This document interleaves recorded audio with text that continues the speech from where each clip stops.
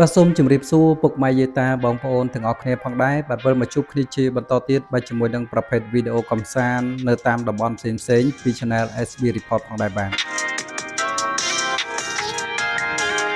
បាទគឺថាថ្ងៃនេះនាំអារម្មណ៍បងប្អូនបាទទស្សនាតេតូននឹងទិដ្ឋភាពវាស្រ័យចំការម្ដងបាទគឺថាបន្ទាប់ពីហើយនឹងការងារខ្លះទៅគឺថាខ្ញុំបាទទៅដើរលេងនៅស្រុកស្រែចំការរបស់ខ្ញុំបាទគឺបាទទៅបេះនៅបាទផ្លែត្របែកបាទផ្លែត្របែកនេះគឺជាផ្លែត្របែកធម្មជាតិតែម្ដងដែលខ្ញុំបានដាំវាចំនួន5ទៅ6ឆ្នាំហើយវាបានផ្លែយូរឆ្នាំដែរបងប្អូនណាបាទគឺថាផ្លែធំធំមានរសជាតិឈ្ងុយឆ្ងាញ់តែម្ដងបាទផ្លែត្របែកនេះបាទ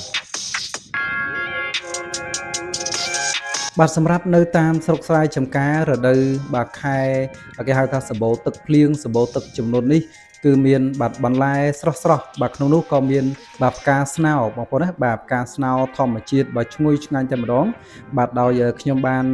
ដើរទៅវាលស្រែដែលបាទដើរទៅមាត់អណ្ដូងក៏ឃើញផ្កាស្នោនឹងទំនងបាទក៏បេះផ្កាស្នោនឹងបាទយកទៅធ្វើអន្លក់ឬក៏ធ្វើនៅម្ហូបផ្សេងផងដែរបាទ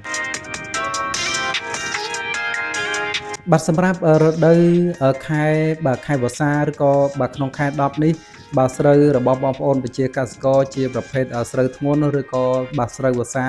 គឺមិនទាន់បានប្រមូលផលទេបាទលុះត្រាតែខែ11 12ឬក៏ខែ1ទៅមានការប្រមូលផលបាទដោយឡែកសម្រាប់បងប្អូនដែលគាត់ធ្វើនៅស្រូវប្រាំងឬក៏ស្រូវជាប្រភេទ3ខែជាងបាទ2ខែជាង3ខែហ្នឹងគឺមានការប្រមូលផលហើយនឹងធ្វើការបាទសាបព្រោះជាបន្តបន្ទាប់ផងដែរបាទ បាទមួយវិញទៀតនៅក្នុងរដូវខែនេះគឺបាទសម្បូរបាទត្រីបងប្អូនណាមិនថានៅតាមបាទស្រែចម្ការឬក៏បាទមិនថានៅតាមបឹងបួទេដោយសារតែមានបាទនៅទឹកភ្លៀងក៏ដូចជាទឹកជន់ច្រើននៅតាមប្រឡាយនៅតាមបឹង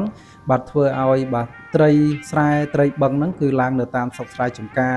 បាទរបស់បងប្អូនប្រជាពលរដ្ឋក៏ជានៅតាមបឹងផ្សេងៗដែលបងប្អូនលោកយាយលោកតាគាត់អាចធ្វើការដាក់មងដាក់លបឬក៏ធ្វើការចាប់នៅតាម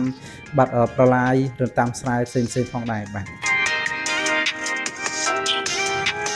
បាទយើងធ្លាប់តែហូបនៅគ្រឿងសមុទ្រឬក៏ហូបនៅបាទសាច់គោសាច់អីចឹងណាបាទបើសិនជាហូបនៅបាទត្រីស្រែម្ដងម្កាលគឺមានរសជាតិឆ្ងាញ់មែនទែន